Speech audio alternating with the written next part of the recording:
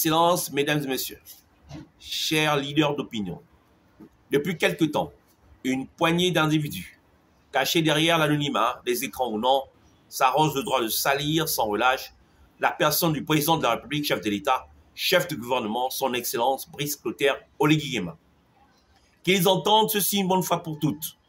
La critique, lorsqu'elle est fondée et exprimée avec responsabilité, est une richesse démocratique. Mais la calomnie, l'injure gratuite, la haine aveugle et le mépris affiché envers la plus haute institution de l'État ne sont que des actes de lâcheté et rien de plus. Et certains ne se cachent même pas. Leurs visages sont visibles, leurs propos publics, leur mépris assumé.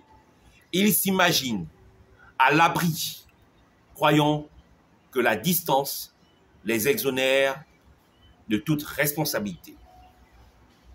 Mais qui ne se méprennent pas.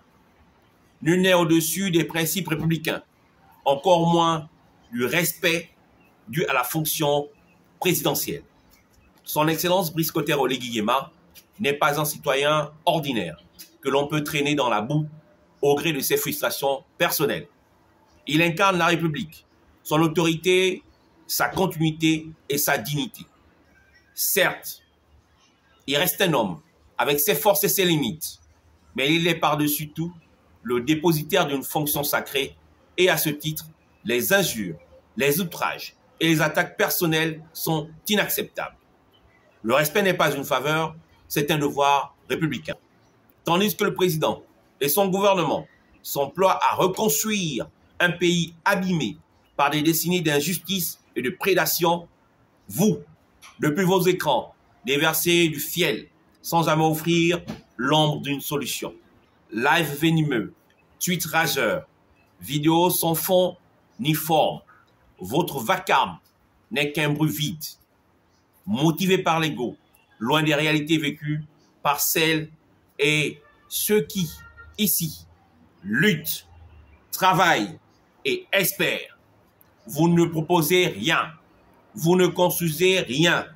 Vous êtes des pyromanes numériques éloignés du terrain, mais pressés de brûler ce que d'autres tentent de reconstruire. Mais que cela soit bien compris, le Gabon ne se laissera pas détourner par vos caprices. Le peuple gabonais, lucide et debout, sait faire la différence entre les artisans du changement et les marchands de chaos. Moi, citoyen gabonais, je me dresse contre cette campagne ignoble.